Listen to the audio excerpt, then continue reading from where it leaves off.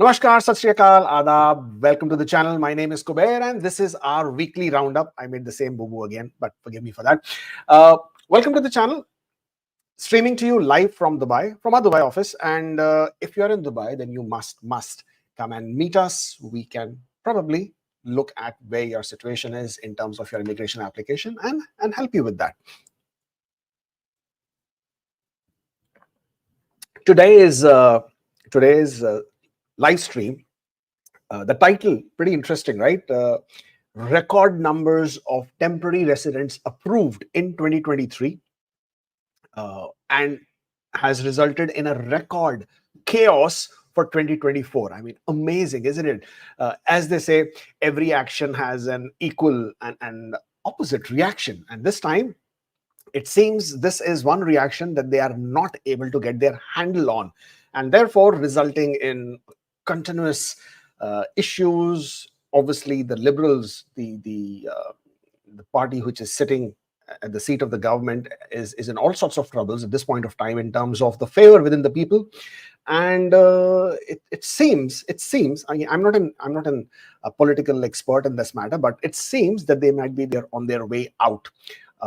And the problem is that the ones who may be coming in are not really someone who we associate quite we not associate them quite with immigration or with encouraging immigration as such. And as you would understand and as you would know, right now this current government is trying to do everything that they think is required, is necessary, in order to win the favor back of the people. And in that, they should be seen as making drastic attempts, efforts. They should be taking drastic steps in order to reduce the number of temporary residents, the number of permanent residents, in whatever manner that they can.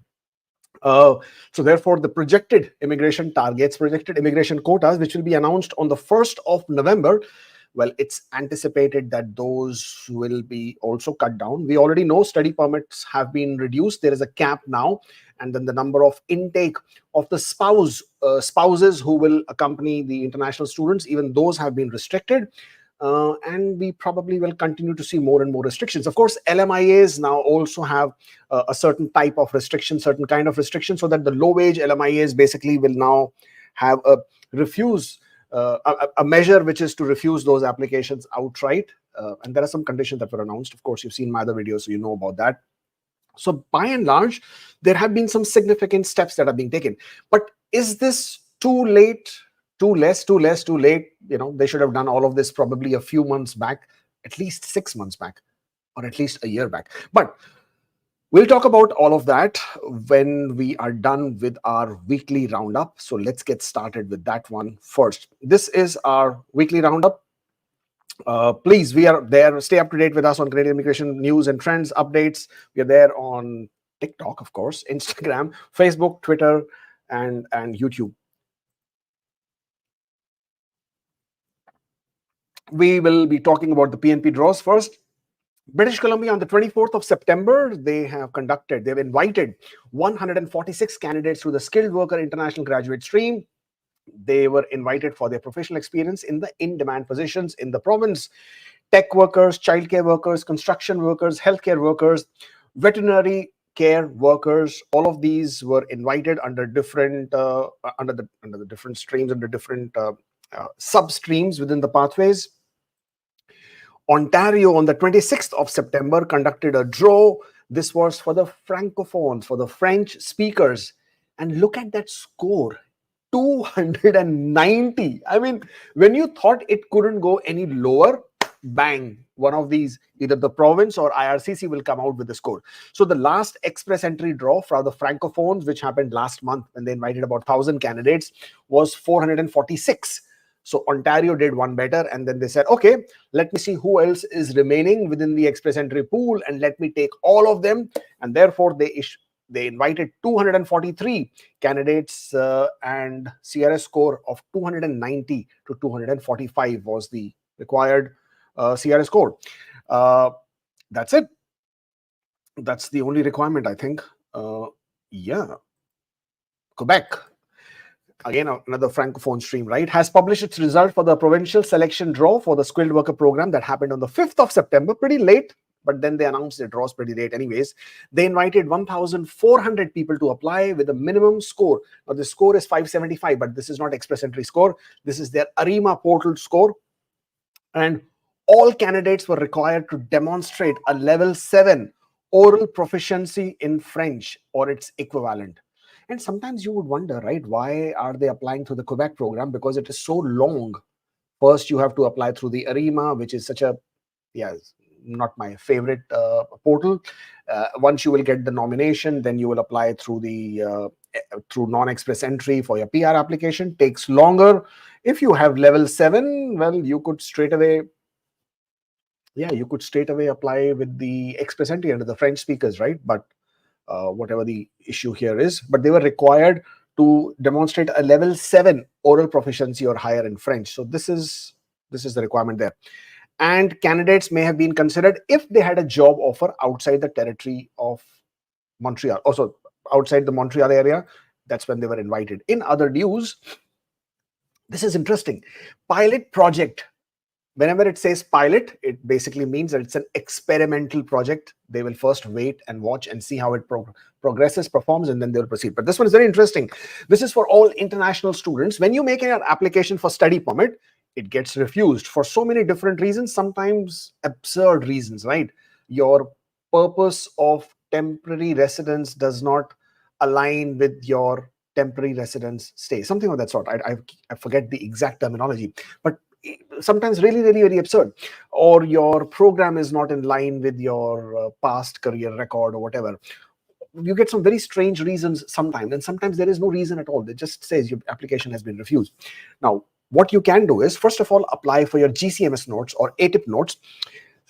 Always review what the visa officer's reasons for your refusal were. Now, if you're able to identify what is the reasons for refusal, and if you agree with the reasons, for example, sometimes your academic records were just not up to the mark, and therefore the visa officer has legit reasons that you may not be able to comply with the study permit requirements, and you may not be able to complete your curriculum in a successful manner. Fair point.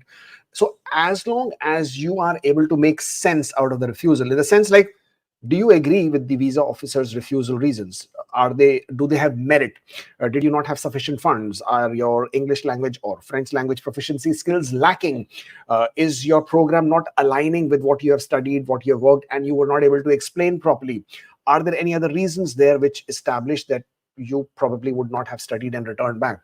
If that is apparent from the visa officer's notes, then probably consider reapplying after having addressed those concerns. But as I just explained, sometimes the officer has given very, absurd reasons, or there are no reasons at all, or they are very generic, or they don't make any sense. Sometimes they will say the applicant has no family ties outside Canada, but you have no family in Canada either. Sometimes it will say that there's a socio-economic reasons. Sometimes it will talk about funds. Sometimes, and you may have provided all the information that was required. In that case, consider using a lawyer to apply for a judicial review. So this project is about all that, judicial review. It says in this particular new pilot, 1st of October, which is from day after tomorrow, Canada's federal court has announced that the study permit pilot project is being announced, and this is designed to streamline the process of requesting judicial review of rejected study permit applications. Under this pilot, people who apply for leave and judicial review of their study permit refusals may be able to complete the entire procedure in under 5 months rather than the current processing time. So what does that even mean? What does it mean, applying for leave, etc., and judicial review? So what happens is, when you wish to file your application for judicial review, first you have to apply for leave. Now, applying for leave does not mean going on chutti. Applying for leave here basically means that does your case even have merit for it to be reviewed and heard by the federal court? That is the first. So you're applying for leave. So that is the first step. So the judge will decide whether your application should even go to the court for it to be heard, for it to be for it to be heard and adjudicated or made decided upon. And that would be a two-step process, first for the leave and then for the actual application to go for the review. What they're doing is they're combining both the processes. Therefore, you have If you're outside Canada, then you have 60 days after the decision. The day you get your decision letter, from that date, you have 60 days in order to apply for a judicial review. If you are inside Canada, you have 14 days. For some reason, most of the articles are saying 15 days. I do not know. Please take 14 days as a word of caution. And within 14 days, you should have already consulted with a lawyer, hired a lawyer, brought them on board, and then made a case or filed your application for leave for judicial review. Now, under this pilot, because both of these will be combined, and you can, so whenever you do a judicial review, you cannot provide any new documentation. It has to be made sense of what was already provided. And therefore, with this, with IRCC coming on board, you agreeing to this pilot, your case could be settled or cleared or heard or decided upon within a span of 5 months instead of earlier 14 months, which was huge. And once your case has been decided upon, usually there are few things that happen out of it. First one is that your case is sent back to another officer for redetermination, for reprocessing, for reassessment of your study permit. Okay. Second is that your case is cancelled. There is no merit in your case, and your judicial review is dismissed. It means you can go and file another case. But this one, the officer has the right reasons, was correct in making their application. And what is the third one? Yeah, that's it, right? So it's either allowed, either your judicial review is allowed, it is sent for redetermination, and the second one is that it is dismissed, that there is no reason for you to have applied for appeal. So yeah, there is no third one. What was I thinking? So two, this is what's going to happen with your judicial review, and that's basically it. So this is a good one. It helps you, it helps you get your decision in much shorter duration of time, in 5 months instead of 14. But hey, a lot of lawyers are looking forward to this one because this will help them make some extra bucks, right? And of course, now as an international student who's making an application, you also now understand that this is quite a strong pathway, if you want. No, it's not a pathway. It's a path to get your study permit approved if you have a merit in your application, which for whatever reason was overlooked by the officer. So good one, good pilot. Let's hope this is successful. What else have we got? I don't think we have anything else. Connect with us on social media platforms. Obviously, if you're watching this, hit on that like button, like, share, subscribe, as you should normally do, and connect with us on social media platforms. We are almost everywhere as far as this is concerned. And if you wish to book an appointment, that's the one. That's the link. One-on-one, we can discuss what your queries, what your concern is. There are a lot of questions, and I'm going to get to it in a bit, and we will talk more about that. But if you wish to talk about your profile, your questions, your queries, your application, should you, shouldn't you, would it happen, wouldn't it happen, then that's the link. Even if you want to do an in-person consultation in Dubai at this point of time, also here. Next, I am so happy, I'm so pleased to announce my new venture, and this new venture has to do with Dubai. Now, obviously, if you are a permanent resident, I'm not sure why you're watching this live stream, but if you are a permanent resident, if you are a citizen, again, I'm not sure why you're watching this live stream, but if you are doing that, then, and if you have issues, if you could be in Canada, you could be in UK, England, you could be anywhere in Europe, you could be in the United States of America, and you want to move, either it's the taxation, it's either the lack of opportunities, if it's the weather that's bothering you, then I'm offering you an option to relocate to Dubai. So what we are offering is complete relocation services in terms of reverse migration. Come back to Dubai, and this time, you see, this is me now telling you to come to Dubai. When I'm in Canada, I'm asking you to come to Canada. But for the time being, if you're looking to come to Dubai, then hit us up, and we might have some options for you, right from business options, right from starting your companies, right from relocation services, right from visas, right from introductory travel if you want to do that, right from, what else is left, buying, renting, selling of property. So all of that included in Dubai. So hit us up, Habibi, come to Dubai, right? Yes, and now for the main feature of today's show, and that is this. This is the data from the open data sources in IRCC website. Don't have to worry about it. The link is in the description box. You will be able to find it without having to worry too much about it. It's there. Let me just make this slightly bigger. Yes. Now, what this is, let me go to the top here and then go to the top here. This is source countries, and it's a complete file that is available on the IRCC website, which it makes available to people as part of its open data sources. In this is the complete file of the number of applications that and extensions that were approved by IRCC for temporary residents, and this number is by persons, right? So the number that you're seeing is not applications, that is the number of people, that's the number of persons, and this is done by month from January 2021 to July 2024, which is the most recent that they have. But I'm just going to scroll completely here, and the one which is shaded here, this is one. Okay, let's see here. In 2023, they approved 6.3 million temporary residents. So when I'm saying temporary residents, it includes the visitors, it includes postgraduate work permit holders, it includes study permit holders, it includes open work permit holders, international experience, IEC Canada, it includes all kinds of work permits, all kinds of study permits, all kinds of LMIA exempt, all of them, visit visas, everything. They approved 6.3 million people to come to Canada only in 2023. It's not like that these were the number of people who were in Canada as temporary residents. No, this was the number of people who were approved in 2023. 6.3 huge million people. And no wonder they are having all these issues right now. And you are thinking, why do we have such high express entry scores? Why is it so difficult to find an LMIA? Why is it so difficult to find employment? Why? Well, there you go. 6.3 million people. By the way, this was a record number. They haven't done so many applications before this. In 2022, of course, there was only 4.2 million people. Well, of course, before that, we had COVID, so we are not going to, rely too much on that one. In 2021, you had 1.9 million people and so on and so forth. I don't have the data from before that. I don't think they had ever done 6.3 million people ever before. So this number is definitely huge. Now, I do not know which direction are we going with 2024. At this point of time, until July, you had 3.7 million people who have already been approved.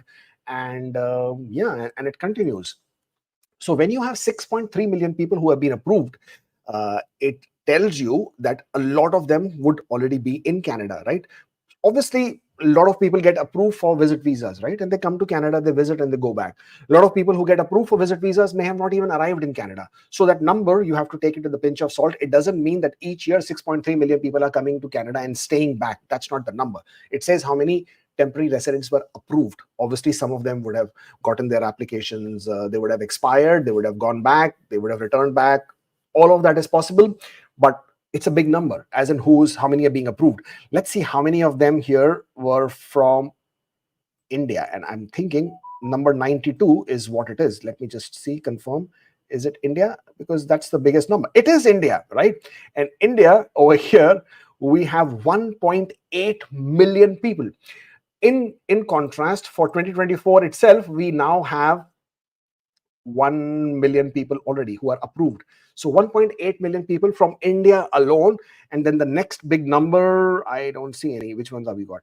We have 143. What is 143? I think it might be, it's Nigeria, yes. And then we have 461, which is going to be, I think, China, if I'm not wrong. Let's see. Yes, People's Republic of China. That's that number there, 461 there. And that's pretty much it. And then you have the rest of the other countries throughout. You see the numbers there? Oh, there is another one, 745. Which one is this? Didn't seem to catch that earlier. Let's see this one. Ukraine, of course. How can we forget Ukraine, right? I mean, they did receive more than 1 million applications. And out of 1 million applications, 745,000 were approved in 2023 alone. This year, in 2024, only 55,000 have been approved so far. So that gives you the relative number. Look at this number here, 685,000 approved in 2022. So if you calculate 2022 and 2023 and 2024, you have roughly 1.4 million Ukrainians who have been approved. Approved, not applied, approved. now I don't even know the number of how many people had applied and how many people have actually transitioned and arrived in Canada.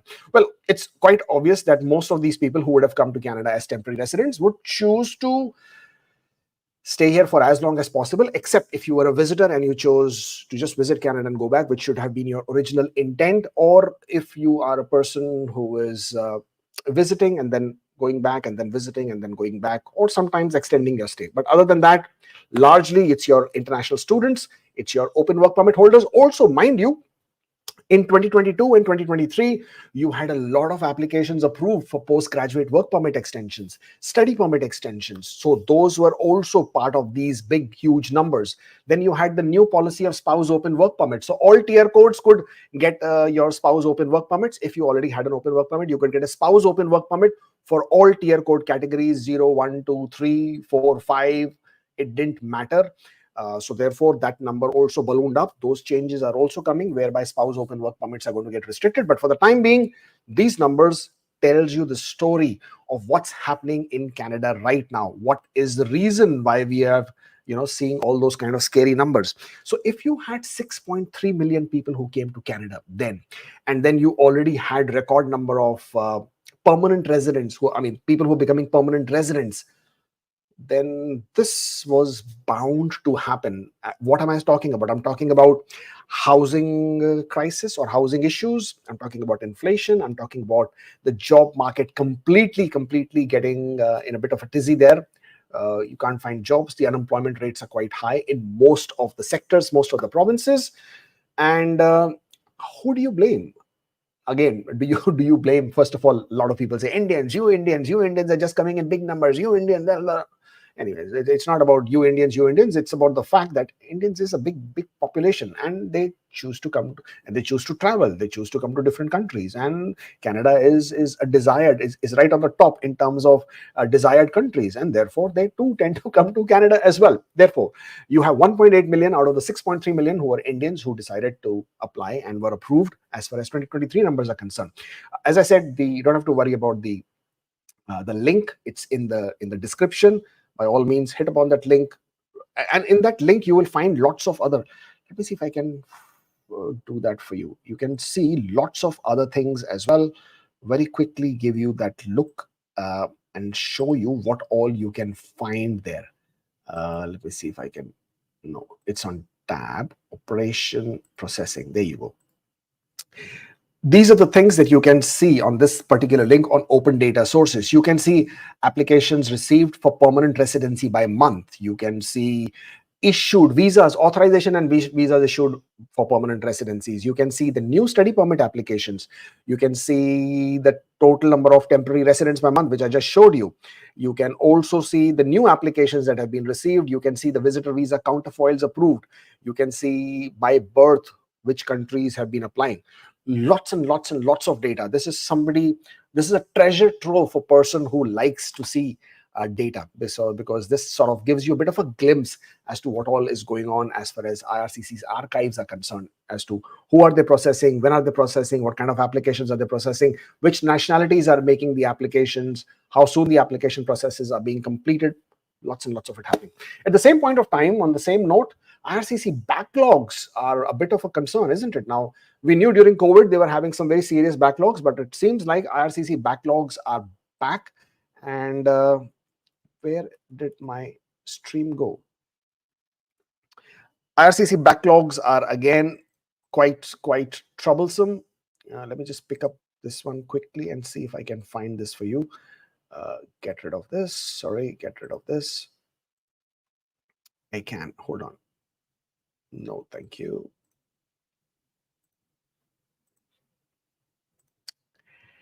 Share screen. Where is my screen? Building a stronger immigration system. That's what it says. Just make it a bit bigger here. Right. That's again IRCC website. You can always find it. The link is in the description box. You will be able to find that there. Let me see if I can. I can't. So if I scroll down, you can see the backlogs. 2.4 million. That is the total applications in all of the IRCC's inventories. And now, if you're wondering why is your visit visa application taking so long, why is your work permit application taking so long, why is your PR application taking so long? Well, this is what it is. 1.3 million applications are within the service standards. Service standards is what you usually see when you see the average processing times. And more than 1 million are now in backlogs, which are exceeding the service standards. For example, the service standards for permanent residence express entry application as of right now is 6 months. And you are seeing pretty much that being managed. But the work permit applications, oh my God, that have really shot through the roof. I think it's about 30 to 60 days for those, but right now it's about 5 months in most cases. There you go. Temporary residence applications are within standards, 647,000. This is 47% of 1.3 million temporary residence applications. So 647,000 within the service standards, but 53% are in backlog. Same with permanent residents, 504,000 within the service standards, but about 37% are in backlogs. And then you have citizenship. Here, provincial nominee, federal high skill. So this is your express entry stream. As you can see, in up to this period of time, this was the processing times, right? They were all 100% within the actual backlog, was about 100% of the applications, and then they brought it down, and then they actually managed to get it well within the service standard times. So as of right now, they're pretty much well within the service standard times, and so on and so forth. You can see some very crazy ones here. If you see temporary residence work permits, they are through the roof. Up to 60% of the applications, as you can see from this map, are outside the service standard times. Troublesome, but that's how it's playing right now with IRCC. Backlogs sometimes really bothers you. Sometimes it really, throws you a bit of a spanner there. It obviously disrupts your plans if you have to come to Canada, but that's how it's rolling at this point of time. Let's take questions and see what have you guys got here. Nothing here from Uday Patel. Okay, Uday Patel says, I have 4 months of co-op full-time experience on my study permit. What should I select on the following question on e-profile? Studying full-time while doing this job? The answer should be yes. You cannot claim your co-op work experience in express entry. You can't, because you can't. That is considered as a period of time while you were studying. Co-op is part of your study program. So the work experience gained during your study in Canada and your co-op in Canada, that is not considered part of your eligible work experience in express entry. Is this application for spouses of PGWP applicant after 1st November is, as it mentions, limiting work permit eligibility later this year to spouses? So what are we asking, Ashwin? I'm confused. Any impact on spouse open work permits as of right now? Any changes that are being proposed, that is not in effect as of right now. So please don't worry. But if you're looking to submit an application, please submit an application at the earliest. As of right now, from 1st of November, the biggest change that is coming is for the postgraduate work permit holders, that they need to now give their English language tests along with their application. The masters applications, if they're making their applications, then they need to have the provincial attestation letters. I think that is also going through 1st of November. But if you're making a spouse open work permit, at this point of time, it's still not an issue, depending on which condition you are applying at, and you should still be able to make an application. So that later this year hasn't been announced. It's not in effect yet.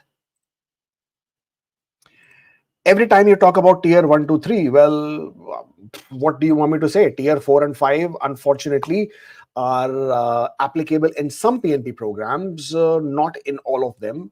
Ontario has an in-demand skills program where tier 4 and 5 will be eligible. Nova Scotia has a program. Atlantic provinces have a program, AIP, right? Then you have RNIP, which is closed at this point of time. Hopefully will reopen some point of time. There is nothing else, unfortunately, to talk about tier 4 and 5. There are limited programs. In most cases, you will have to check the provincial nominee programs to see where the eligibility is. And in most cases, you will need an employer job offer. Without the employer job offer, tier 4 and 5, unfortunately, will not have much of a chance. So, there's nothing much to say. I mean, if there is, trust me, I will definitely come out and talk about it. There is supposed to be a new stream, new pathway, new program under tier 4 and 5. It hasn't been announced. I am not even sure if they will go ahead with it. They decided to announce, they decided that there will be about 15,000 applications in that stream. Haven't been announced, don't know when. So until that happens, unfortunately, even if I want to, there is nothing much to say about that. Can we add spouse as accompanying after OIMP nomination? My CRS was 425. It would make me ineligible adding her right now. Well, it's very difficult to answer that because it's in a gray area.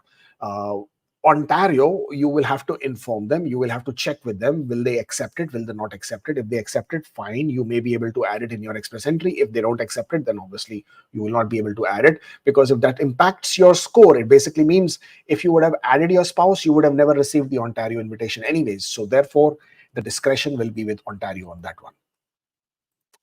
Can we expect, well, again, talking about express entry, trust me, I pray and hope for a draw every single day, but it obviously is not going to happen. But the expectations are always high when you see that bi-weekly draws, or the anticipation is always high. But IRCC missed a week. When they conducted the last draw, the previous one, they had missed a week. So when they conducted the last draw, now we are calculating 2 weeks from that. Actually, if you see this week, which has passed, would have otherwise normally been the bi-weekly draw projected week. It didn't happen. So yes, fingers are crossed that it happens next week. And if it does, you will see me here talking all about it and discussing how the draw happened and what the scores were. Even for some of you who are asking about the scores, I don't know. I wish I could give you with a number, or could even speculate, and because it all depends on IRCC. If they're going to continue with the draws as we anticipate, then yes, the scores can continue to drop. If they miss a draw, as they have done, or if they reduce the number of invitations, that is when the problems start happening, because the number of people who are getting added into the pool based on the last few months averages is, as of right now, it stands at roughly 250 people per day with scores of 500 plus, which basically means if that is the number which is getting added, and if you calculate 250 people multiply by, what is that, multiply by 14, if that is the average. Sometimes my math doesn't help me. 250 multiplied by 14, that's about 3,500 people. So if 250 people actually get added, there will be 3,500 people who would now be in the express entry pool with score of 500 plus, who were not there earlier, or whose scores were lower and they improved their scores, or they got their work experience added, or whatever the reason might be. And if IRCC keeps inviting only 3,300, 3,400 kind of a number, then you cannot expect to see too much of a drop in your scores. Even if there is a drop, it might be a point or two. The last one was an increase by 2 points, right? 507 was the previous draw. They gave a gap. They invited 4,000 people only. Instead of dropping, the score went up by 2 points to 509. So therefore, the hope and the expectation is, the anticipation is that they invite larger number of people. But at the same point of time, you have to also bear in mind, we are coming to the end of the year. This is the point of time when they have to sort of take a stock of how many ITAs have been issued, how many have been accepted, how many are being processed, what's the current backlogs looking like, how many people will they be able to convert into PR, or basically approve as PR this year, how many will be going into next year, how are they calculating their data or against their quota. And based on that, there could be some correction to the number of invitations being issued. That is for CEC. In addition to that, they haven't conducted category draws for quite some time, except for Francophone. STEM has been missing. Healthcare has been missing. Agriculture has been missing. Skilled trade has been missing. Transport has been missing. So it's about time that those categories are also given a shot, another shot. STEM only happened once, right? And some others also only happened once. So those are also, at least in my opinion, around the corner as to when the draws will happen.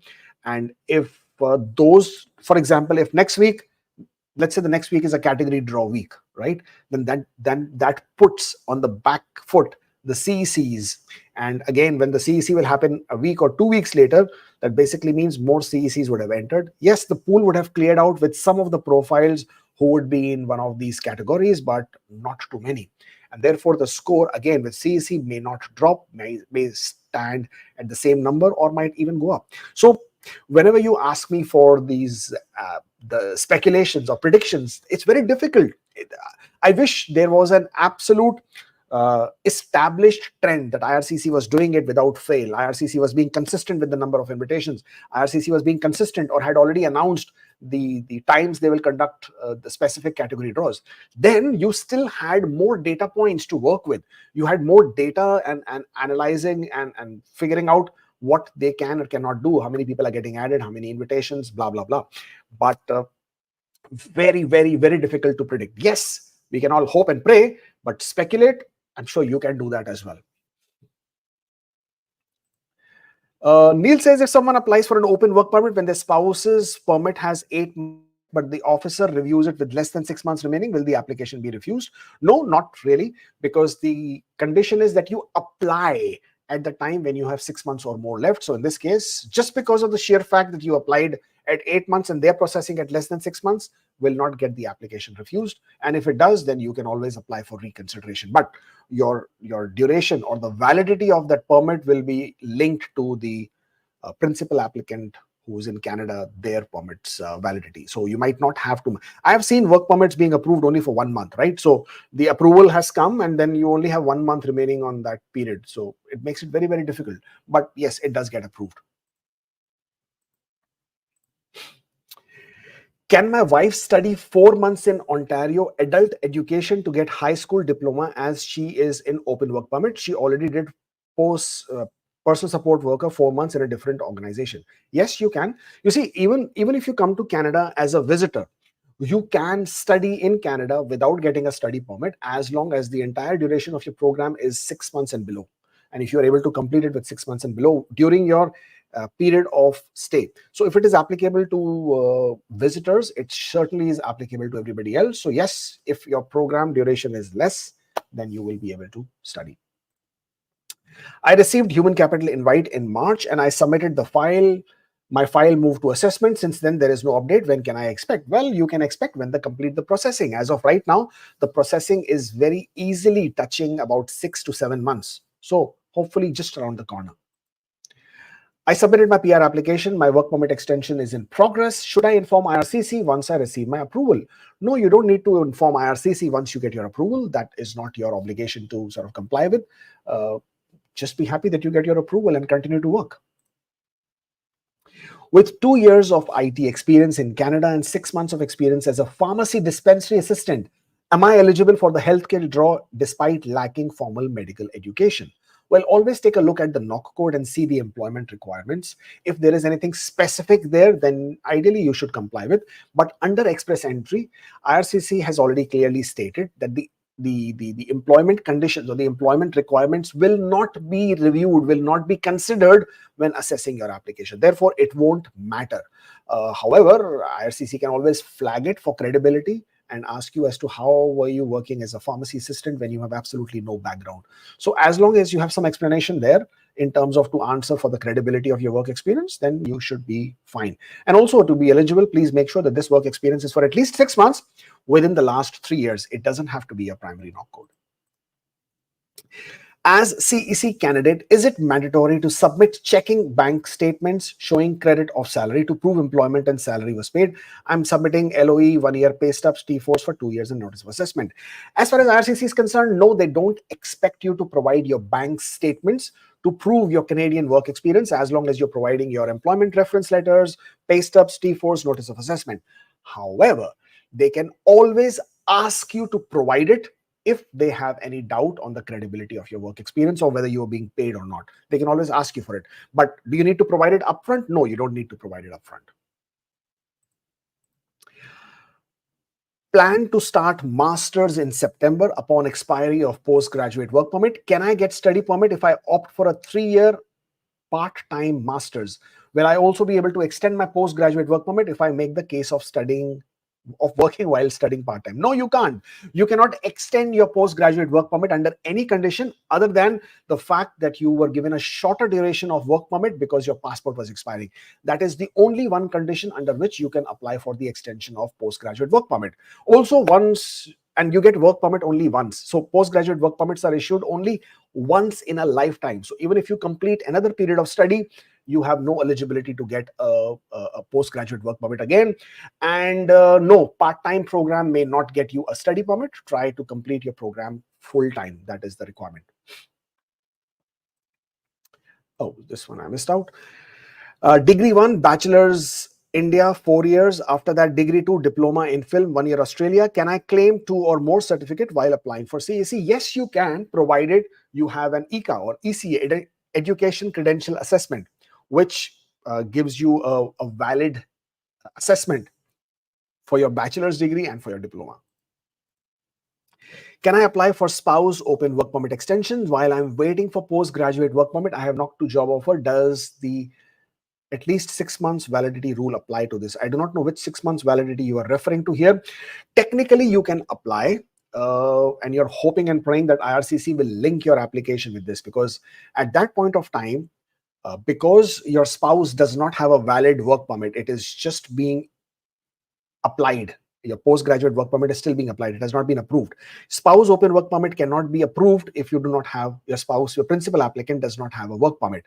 And therefore, if IRCC does not link those two applications, then your spouse open work permit may get refused. Also, your principal applicant who is on the postgraduate work permit or who made the application for postgraduate work permit should be working, should provide the employment reference letter with job roles and responsibilities, and at least 3 pay stubs is recommended that you provide. I filed my PR for the whole family under Ontario and received AOR. Can I apply for a visitor visa for my wife and a 7-year-old child, even though their names aren't on the AOR? What documents are needed? So you having applied for Ontario PNP has zero connection. You having got your PR application submitted or you having your AOR has zero connection to you applying for your family's visit visas. Yes, you can apply. As I said, there is no connection. You can make an application. Express dual intent, stating that you already submitted a PR application. This is the application number. This is your AOR. It doesn't matter whether the names are there or not because it's IRCC. All the applications are with them. They can punch in the application number and they see who are the dependents included. If you want to further add, you can also take a screenshot of your application, which also shows under dependents your children, your wife's and your child's name. Express dual intent with saying that the intention is to reside in Canada permanently, but at this point of time, you're making an application for temporary residence. For the processing of the application, they can come and visit and they just want to be here temporarily. You will still need to show strong ties to the home country so that they can establish that this person who's making an application for temporary residence actually has reasons to return back if their application for PR is not approved.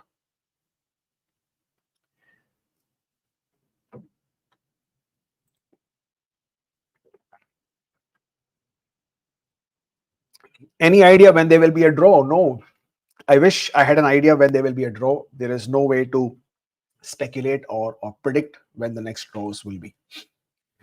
Spent 2 months working remotely, Canada comp. I don't know what you mean. I know that this does not count, but can we provide them LOE with the purpose of my absenteeism on Canadian soil, or should I leave it up to them? This can reduce 3 years experience. I claim points for CEC.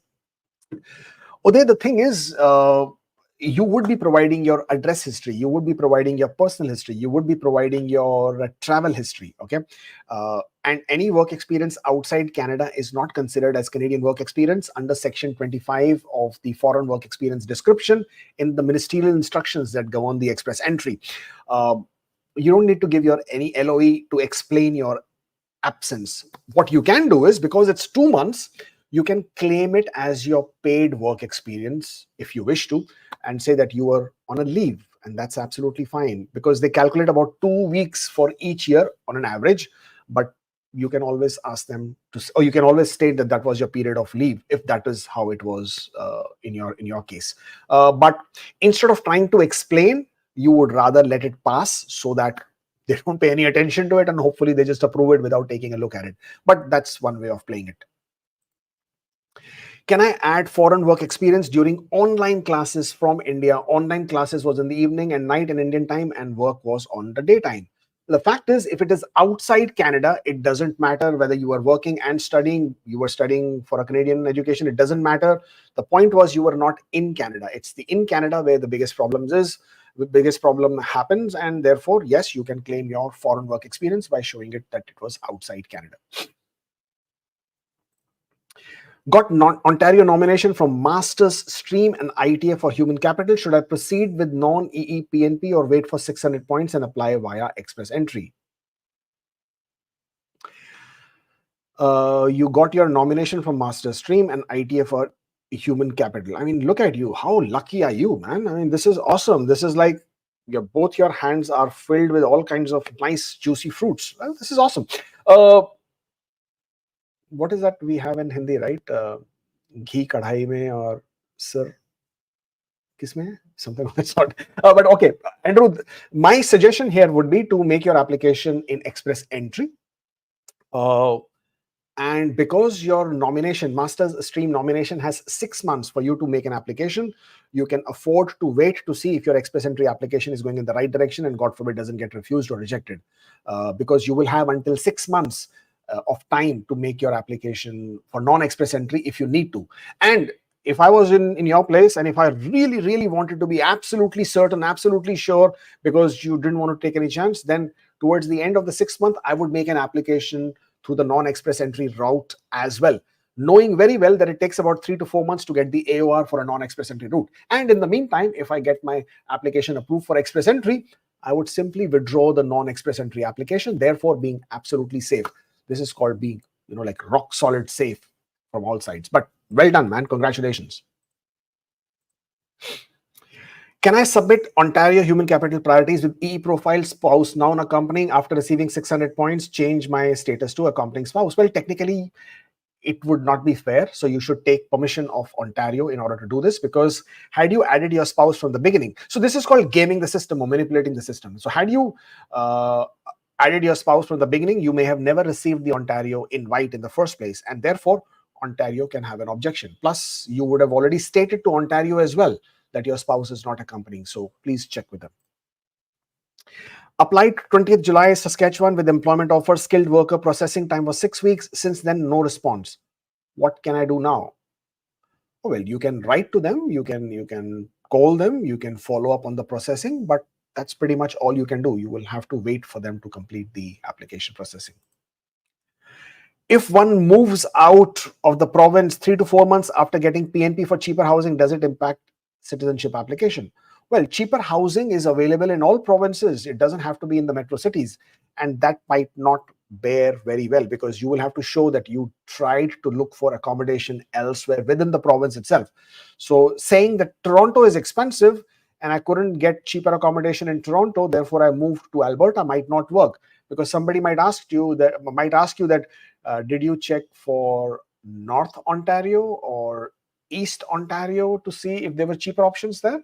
And if not, then that particular justification may not work. So please bear that in mind, because there are lots of audits that are being sent out right now, surveys being sent out right now by provinces to ask people where they currently are. And that is being done primarily to check if people are complying with their nomination intent that they made at the time of the nomination application, stating that you wish to reside in that province. Will the category based draws continue in 2025? Well, in my opinion, yes, because of the only one or twice that the leader of Conservative Party, Per Poilievre, has spoken on the subject of immigration. He has indicated and stated that he would like to continue with the categories, and that he thinks categories is a good idea, and that he might actually be in the favor of increasing the categories and increasing the occupations within those categories. So I personally think that categories will continue. But if they increase the categories, then obviously the direct impact is going to be on the remaining CEC draws, right? If that is to also continue. But yeah, in my opinion, categories probably are going to continue. What if we get PNP, NOI, or express entry after going on visitor record? What are the drawbacks for work permit holder who is waiting for NOI? Well, if you go on a visitor record and then you get your NOI, it's not a problem. You can simply provide your visitor record to show that you have a valid status in Canada. But if you go get your express entry, then you go on a visitor record, then if you're then you will not be able to apply for a bridge open work permit, because you no longer have the eligibility. So therefore, as long as you have maintained your status as a worker, or you are a worker, or you could restore your status as a worker, and there are no employment conditions on your nomination, then you might still be able to apply for your bridge open work permit. But on the other hand, if you're already a visitor, you have applied for a visitor record, you are now a visitor, you have got it approved, you no longer have the eligibility to apply for a bridge open work permit. I would like to express my gratitude for the valuable input you gave me during the consultation. This helped me achieve the CRS score to get an invite and my PR. I am so glad. Congratulations. I'm so happy for you. So this is the reason why I say, right, book a consultation so we can discuss one-on-one to see what are the options, what are the solutions that you might be missing on. But I'm so happy, Manu. Thank you so much. Thank you for that. Thank you for this comment. I really, really appreciate it. Congratulations once again. And I hope you get a speedy processing for your application. What should I do when my address changes in Canada after I submit my PR application? You will raise a web form and inform IRCC your new address. That's what you will do. Received an intent to refuse in Ontario due to wage being 30 cents below the median. My employer will increase it starting November the 1st. Does it need to be immediate or backdated? Any advice? Well, your employer can indicate that this will be your wages moving forward, and he can write directly to Ontario. As long as he updates your job offer and accepts to update your wages by 30 cents more, then you have a good opportunity to get processed in a positive with a positive decision. I know it can be quite troublesome, but they should have ideally written to your employer also. If not, then your employer can give you a letter, an updated job offer stating that your salary will be increased. If there are any changes to be made in your employer consent form, employer form, then they can also give you that. Plus, you can then let Ontario know that your employer has updated your job offer, and therefore you would be able to get the salary which meets the median wage level. I wish you all the best. I was not aware and I submitted IELTS academic instead of general for citizenship and also showed same to the officer during interview. I got citizenship. Will it have any adverse effect in future? First of all, congratulations. You are now a Canadian citizen. It will have no impact because it doesn't matter whether you provided general English language exam or academic IELTS for your citizenship exam. For citizenship exam, it doesn't matter. You only needed to prove that you could communicate in English, and that's what mattered. And if you had an English language exam, then IELTS or general won't matter. They've already accepted it. They've already processed it. Don't worry about it. You are now absolutely clean and clear as far as of the immigration processes are concerned. Can I take my wife's non-accompanying option to get more points after PR approval? I will add her. Is there any issue? How can she stay in Canada after her work permit will expire? Yes, you can make your application with your wife being non-accompanying. You will have to give a brief reason. And of course, you cannot say it's because of the points, because that is gaming the system. But yes, you can absolutely do that. Even if your wife is in Canada, you can show your spouse as not accompanying. It's not a problem. After her work permit expires, you can apply for a visitor record so that she can continue to stay in Canada as a visitor. Once you become a permanent resident, you can absolutely sponsor her, no problem. Once you have got your file number, your AOR for your spousal sponsorship application, at that point of time, you can also make an application for an open work permit for your spouse.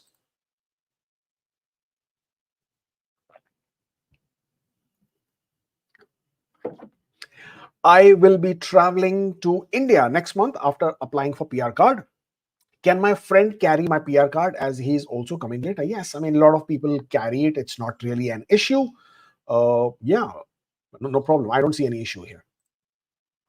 My spouse got LMIA approved job in high skilled. Can I apply for spouse open work permit at the same time? What are the chances to get work permit approved? Spouse outland got AOR. Yes, your spouse can apply for a closed work permit and you can apply for an open work permit along with your spouse. No problem. If you provide complete documentation, then it's high possibility you will get it approved. Can I use a PCC from just one region of Pakistan if I also stayed in other for more than 6 months? My recommendation is to provide for both the regions. And the reason is because in Pakistan, the regions are not connected. So therefore, they do not provide you with one centralized police clearance. Each region or each province or each city jurisdiction provides you for a police clearance only for that area, because they refer it to your NIC and they refer it to your address, local address in that area. And therefore, my recommendation would be to get for all the areas or regions or cities that you have resided in for 6 months or more in a row in Pakistan within the last 10 years. Working as a user support technician as a student right now, any other programs other than Ontario Tech Draw as employer won't give Ontario form. Came after 10+2. Oh boy, there might be some PNP programs, but even if you look at the PNP programs, no matter where you go, which province you look at, it will be only with support of the employer. Now, depending on which province you are, obviously you're in Ontario because you're looking at the OIMP program. But if the Ontario will not give you the job offer, or sorry, the employer form, so you can't apply under the human capital priorities because your score is not going to be high enough. You can't apply under the employer job offer because you may not have 2 years of work experience and you need the employer form anyways. You will also not be eligible under the international student stream because your employer is not going to give you a job offer. Now, you might choose to move to a different province, comply with the requirements of that province. In most cases, you would also need a job offer from the employer in that province. You could choose to go to look at Nova Scotia, you can look at New Brunswick, you can look at Newfoundland, Labrador, so Atlantic provinces by and large. But as I said, you might have to move there, live there, work there for at least a period of 1 year in some cases, and then also have the employer who will support you. In your profile, in this situation, unfortunately, without the employer support, the options can get quite restrictive. Can they reached or not number of ITS CEC draw in 2024? I do not know what you're asking me. I'm sorry, I don't understand the question at all. But if you're asking me about ITAs, they are going to continue. In my opinion, they will continue with the draws as of right now. Does 1 year experience points reflect on the 11th month day one? Yes, in most cases it does.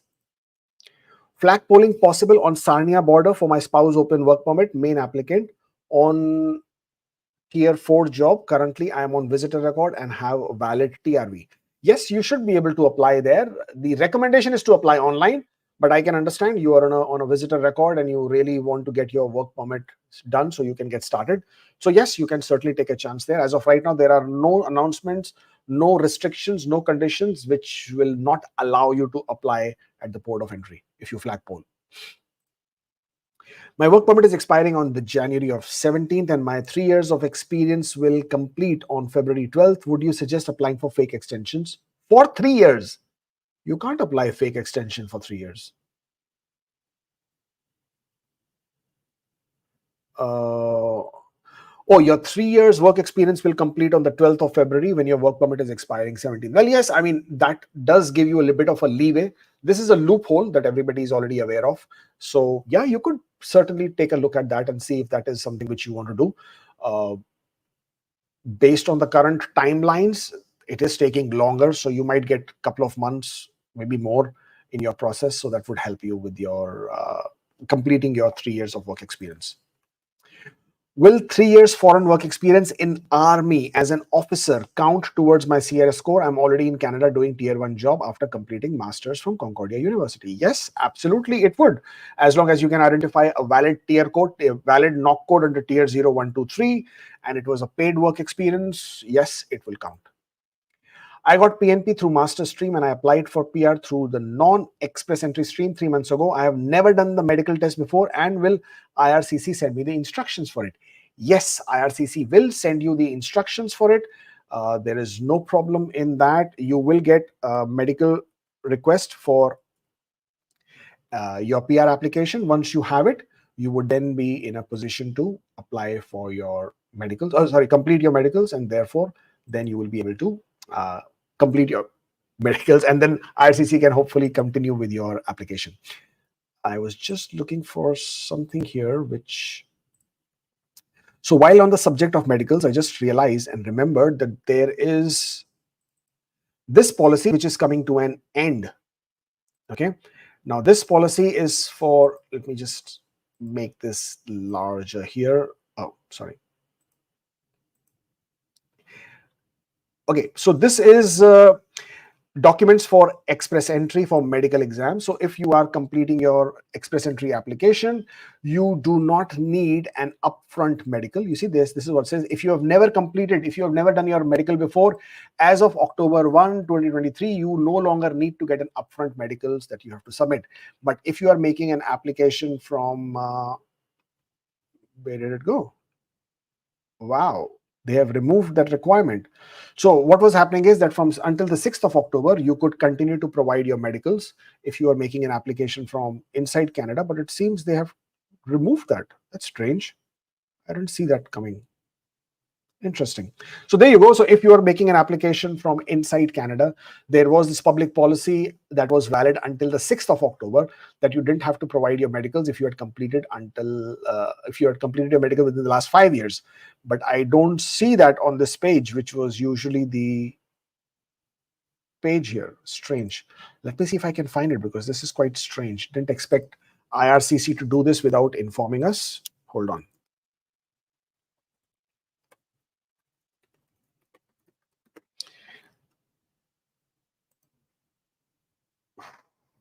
Wow. Oh, yeah, it is still here. Hold on. It's still here. For a minute, I thought, how come we don't really know about this one? And found it. That policy still exists. For a minute, I was a bit concerned. And medical exams. Here you go. So here, as of right now, it still says that if you are an inside Canada applicant, okay, we have put in place a temporary public policy until the October 6th. So if you are inside Canada and you are making your application, submitting a PR application in express entry, rather in all PR applications, if you have completed your medicals within the last 5 years prior to submitting your application, then you are exempt from providing a new medicals at this point of time, provided you're applying from inside Canada, whether it's a permanent residence or temporary residence, doesn't matter. You're already living in Canada. You have completed your medicals within the last 5 years. You were not assessed for any risk to the public health or safety. So please bear in mind, this is only until the 6th of October. After the 6th of October, if this policy is not extended or renewed, then if you are making an application from inside Canada, simply upload a letter of explanation stating that as per IRCC policy, effective 1st of October 2023, you will need to wait for them to provide you with a medical request so that you could complete your medicals. So that is something which you can do there. Okay, what else have we got? I got PNP through the master stream. I applied for PR through the non-express entry stream 3 months ago. I've never done the medical. I think I answered this one, right? Being on LMIA, can having high fund movement in account get flagged by IRCC while processing PR under CEC's care? No, not really. But I do not know what you mean by high fund movement. Now, this high fund, was it to pay someone? You know what I mean? No. So yeah, basically you don't even have to provide your bank statements. The only bank statements you will need to provide will be to prove your work experience, if that is the condition. I mean, if you have a foreign work experience, but you don't even have to provide your bank statements at all. Why? Because you are CEC, as you are saying here, and CECs do not need to provide proof of funds. Plus you also have an LMIA, so you also have an arranged employment. Hence, you don't need to provide proof of funds. I misunderstood 3-column only available for work history and study application and mentioned only 3. But I have 5 jobs. Can I now correct with all work history in postgraduate work application with an LOE? Yes, you can. You can provide an explanation and you can indicate your missed work experience, which I'm sure you would need it very badly now that you will be looking to apply for your PR application. But yes, you can do it, no problem. PP expiry in June 25, applying for study permit. If study permit gets approved before December, will they ask for new passport, as it should be valid for 6 months? In some cases, they might ask you for it, and in some cases, they might not. And then your study permit will be linked to the expiry of your passport. And therefore, the suggestion would be for you to apply for a new passport and make your application with that. Or once you have applied for new passport, upload to IRCC urgently through a web form so that they can give you the validity as per the new passport. I got PP2 last week. My wife, who's a dependent from India, didn't get her PPR request. Is it normal, or does she get after my COPR? Well, it's quite normal. There is no timeline as to who gets it first, when would they get it. If you've got your P2, that's fine. You could get your COPR, and after that, they could send your PPR request. So don't worry too much about the timelines. This is absolutely normal. I'm working for 3 years in Canada with the same employer. Can I create 2 profiles, one for 2 years, one for 3 years? No, you can't. And yeah, absolutely, you can't do that. And why would you do that anyways? Why would you do 2 years and 3 years? I think you're trying to get into the OINP range. That's the reason. Yeah, I got you, brother. I know what you're trying to do. But no, IRCC has very categorically stated that you should not create multiple express entry profiles. Rather, they have also said that this is illegal to do so. So I would not recommend. I will be CEC 1 year in December. CRS will be 525. Work permit expiring in Feb. Should I sit back or relax, or you recommend French as a backup? Oh boy. Your work permit is expiring in Feb 27. I think you can relax a bit. You can wait till November. That's when you will get the points anyways, because you get points 1 month earlier. And then, then you would have a good idea of which way the scores are going, and then you can decide how you wish to proceed. I have 2 full-time jobs in Canada, one job that comes under healthcare and the other is in non-healthcare. Will it make it eligible for healthcare draw? Yes, absolutely fine. It doesn't matter. As long as you have shown it in your work history, as long as it is 6 months within the last 3 years, it doesn't matter where the work experience is. As long as it's in your express entry and it's eligible work experience, you would get invited. No problem. I have a question regarding the no-name LMIA. My employer is willing to offer me a high-wage supervisory position. Could you advise if this LMIA would grant me 50 points? No, it won't, because your name has to be entered on the no-name LMIA. So employers can get a no-name LMIA, which is also called unnamed LMIA or pre-approved LMIA. And once they have hired you or they have chosen to give the LMIA to you, then they should request ESDC to update the LMIA with your name on it. And only once that has been done can you claim those points for the arranged employment. Can we expect STEM draw? Yes, I would assume so. I can't tell you when that would happen, but yes, I would certainly hope that it happens. Foreign job offer only have LOE and other documents required. Yes, you need employment job offer. You need proof of your salary as well. So bank statements, pay stubs, income tax returns. If it was cash salary, then a cash salary certificate, payment vouchers, or any kind of payment record or a payment statement.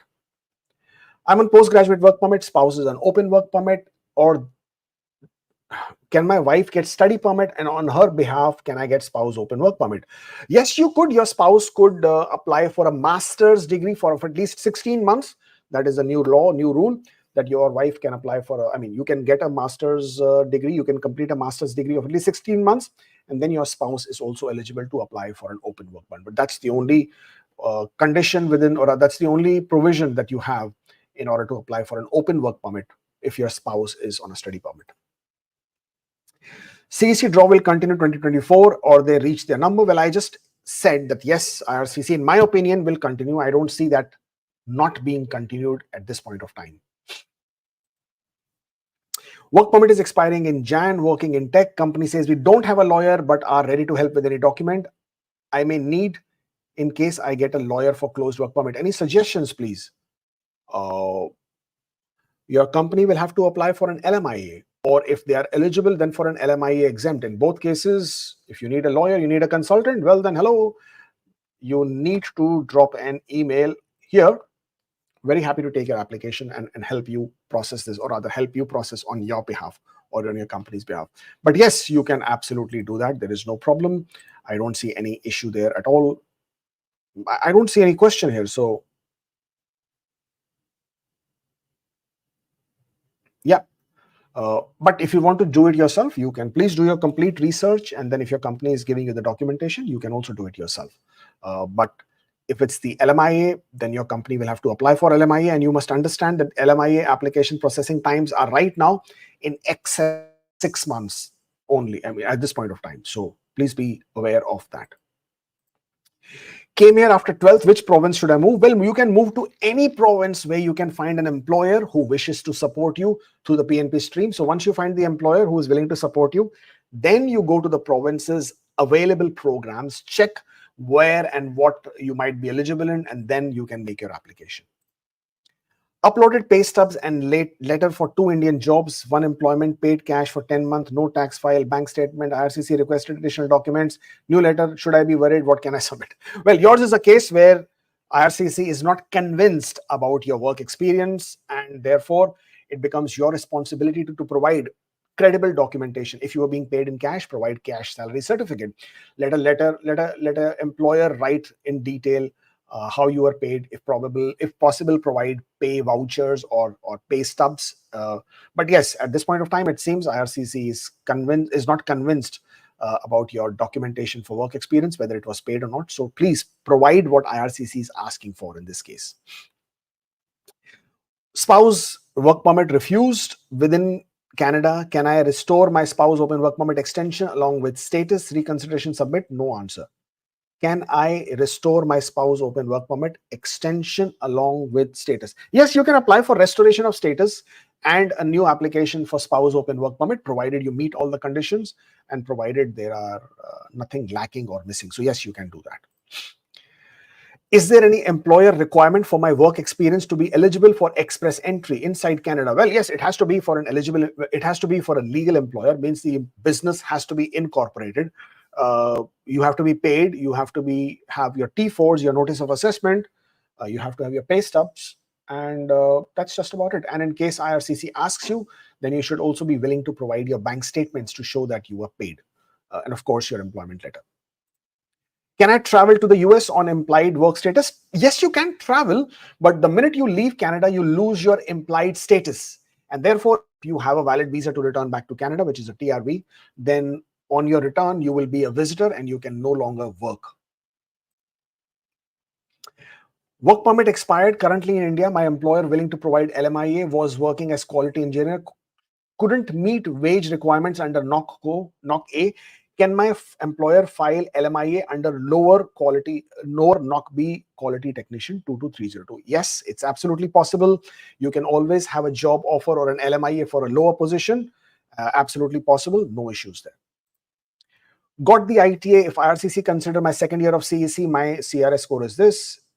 If 1 year, will it this? If it becomes no, I don't see any issue at all, as long as your score in either condition remains more than the drawn score.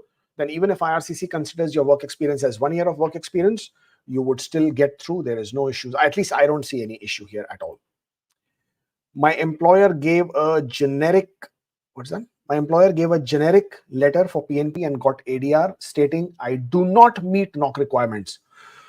Oh boy, submitted offer letter that meets NOC requirements. Would this cause any discrepancies? Well, I just hope, fingers crossed, that you did provide proper documents second time round.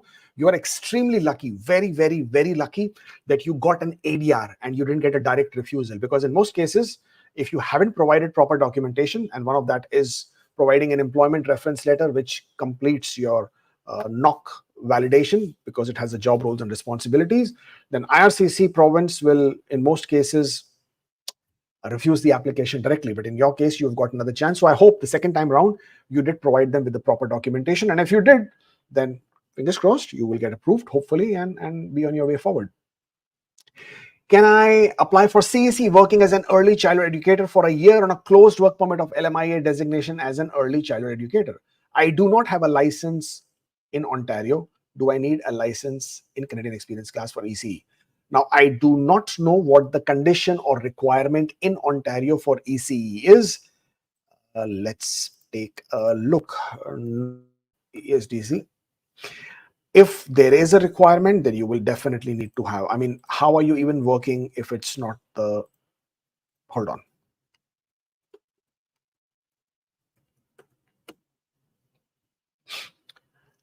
Okay, childhood.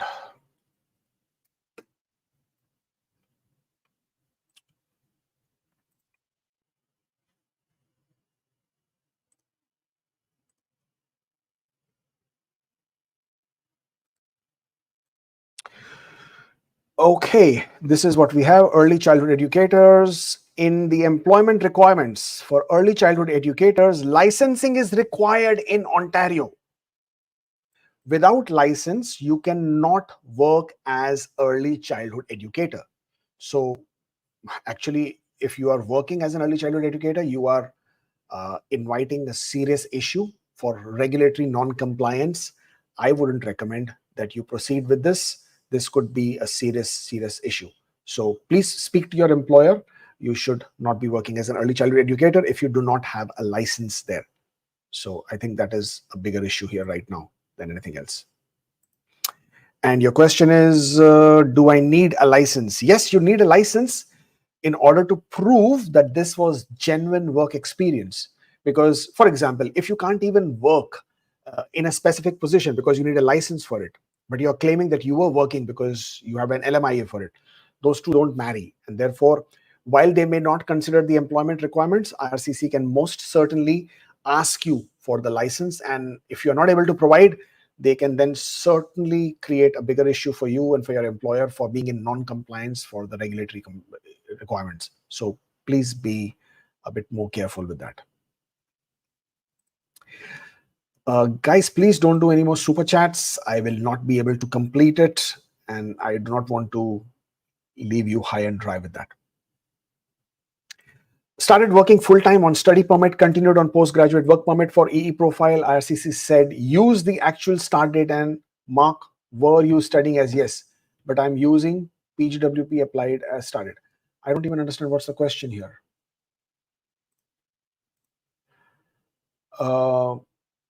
What's the question?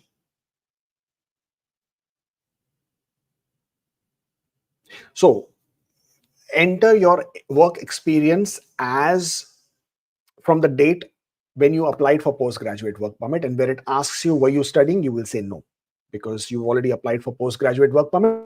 On that date onwards, you are now maintaining your status as a worker. Okay, because I'm not able to understand your question because I don't see anything there, but I hope that was the answer you were looking for.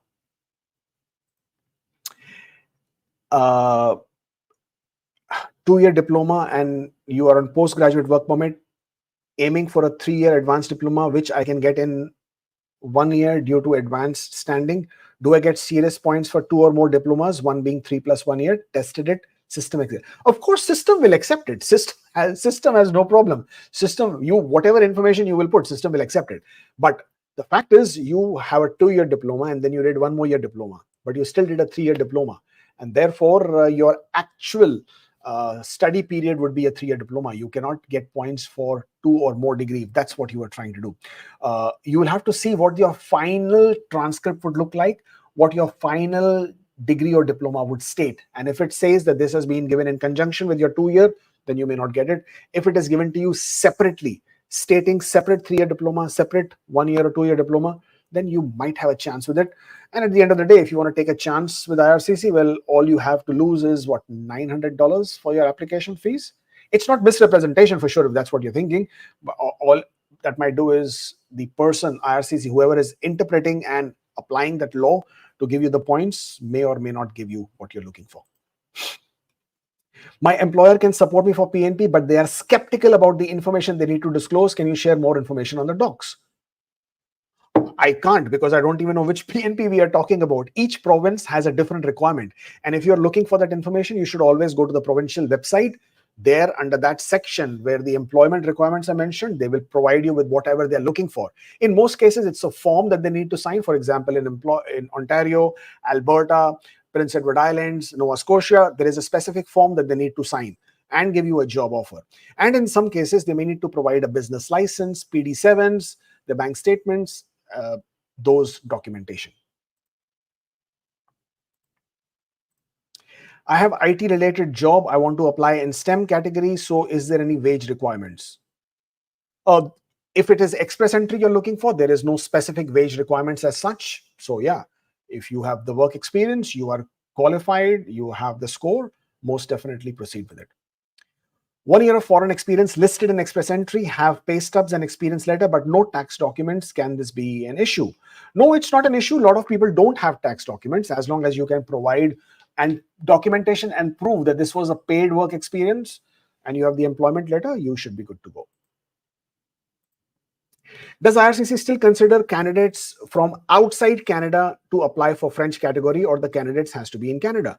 No, you don't have to be in Canada at all. You could be anywhere in the world. If you are eligible in Francophone category, you have a very good chance of being invited by IRCC in the Francophone category and even in Ontario's French speakers stream. When I created express entry profile, my work experience, I don't know what you mean. I got an ITA, but exact dates on employment letters is 2 years, 11 months, but hour calculation is 6579. Well, you need to comply with both. You need to comply with the hour calculation, which is 30 hours per week, 1560 per hour multiplied by 3. And you also need to comply with 36 months of work experience. So that is the condition and the requirement. Any hope for 503? I hope it happens soon. There is no way for me to predict the scores. When to apply for GCMS to see security status? I think by the 4th month, you may want to apply for it. Maybe 5th month also, but 4th month, probably you can. Received SINP in 2023, applied for express entry in April 2023, biometrics complete. Still the application is showing as processing. Okay, so what's the question? Well, you can write to the province and request them for information, but with Saskatchewan, it's quite common, quite normal to take some really, really long time for processing the application. Especially if they have any doubt on your work experience, then that can really take long. Got my work permit in May, degree certificate has June. For master's graduate stream, which date should I consider? Well, you would consider the day you completed your education. That is the day you would complete. That is the day. They have sometimes considered the degree date as well. I honestly have lost track of that information. Let me just quickly look that up for you.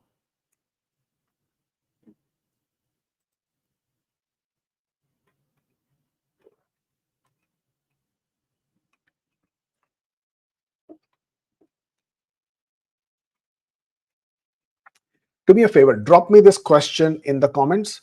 I will take a look at the exact criteria and I will update my answer in a bit of time. I think they did change it to the degree date at some point of time, but I'm not sure. And therefore, before I tell that to you as a certainty, you can also check the document checklist for the master's stream. That will also give you that information. I filed my visitor record, forgot to add 2 years work experience completely from my employer, mentioned only first year, second year job code was different. I forgot to add. Can I raise a web form? Can I raise a web form for what exactly? Honestly, Gerald, I don't understand your question. I mean, you are saying, can I raise a web form for my PR application or can I raise a web form for my visitor record application? Either of the two, wherever you have missed out on the information, please, by all means, provide them with the information through the web form. In some case, I mean, you can also do a new application form and upload it with the additional documents there. I am a doctor. PGDM completes in December. Can I file for spouse open work permit on postgraduate work permit? She's a doctor. I have a job for home support worker. My program is diploma. I don't understand exactly what you're referring to here. If you are eligible to apply for an open work permit because your spouse is on a postgraduate work permit and is working, then you are absolutely eligible to apply for an open work permit. But it's very important, if your spouse is on postgraduate work permit or is going to apply for a postgraduate work permit, then the spouse has to be working at the time the application is made, and you should provide your spouse's employment letter with job roles and responsibilities and at least 3 pay stubs as part of your application.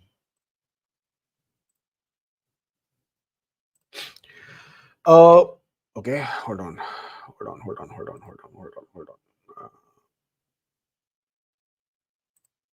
Okay, I have received, where's the question? Okay, I don't see the question. I see the question on the screen. Okay, Sam. I have a valid H-1B and working remotely from Canada for a US employer. Does that count under FSW or CEC? That's a tricky one.